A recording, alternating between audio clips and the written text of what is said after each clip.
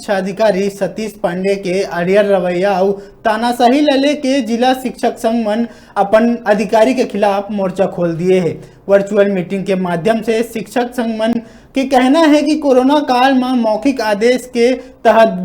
दबाव बनाए के करवाए जाते काम, जहां आदेश के उल्लंघन करे जाए में तनख्वाह काटे जाए के धमकी घलो दे जाते।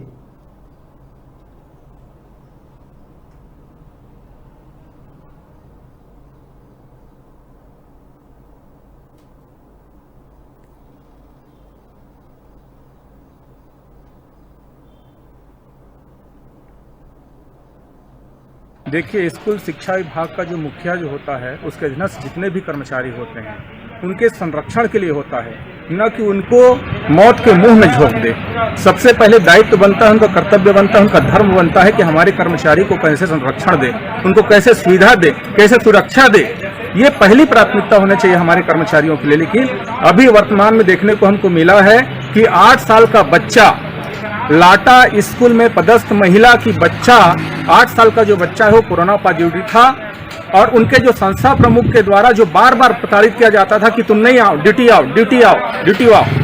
तो ड्यूटी कैसे आऊं सर, यदि मेरे घर में कोरोना पॉजिटिव है, गवर्नमेंट के सर्कुलर के आधार पर 14 दिन होम आइसोलेट मुझे भी होना है, लेकिन आप जबरदस्ती जो है शासन के निर्देशों का, गाइडलाइनों का धज्जी उड़ाते हुए आप जबरदस्ती मुझे प्रेशर बना करके आप बुला रहे हैं। तो उन्होंने कहा कि भाई ऊपर का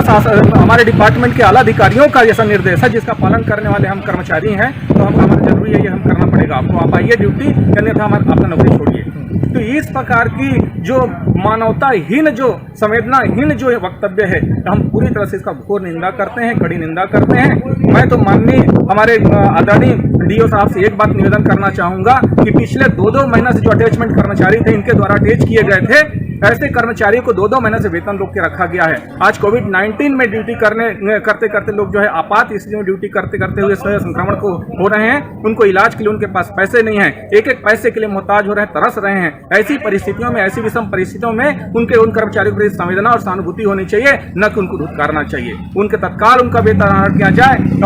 और व्यापन के माध्यम से वर्तमान में जनवरी-फरवरी में जो अपॉइंटमेंट टीचर हुए हैं, ऐसे कर्मचारियों का भी आज तक 1 महीने का तनख्वाह भुगतान नहीं किया गया है। इस प्रकार की लापरवाही स्थिति जो है हमारे जिले के लिए उचित नहीं है, इस पे अविलंब पहल किया जाए, अन्यथा हमारा फेडरेशन, कर्मचारी फेडरेशन किसी भी हद तक जा सकता है।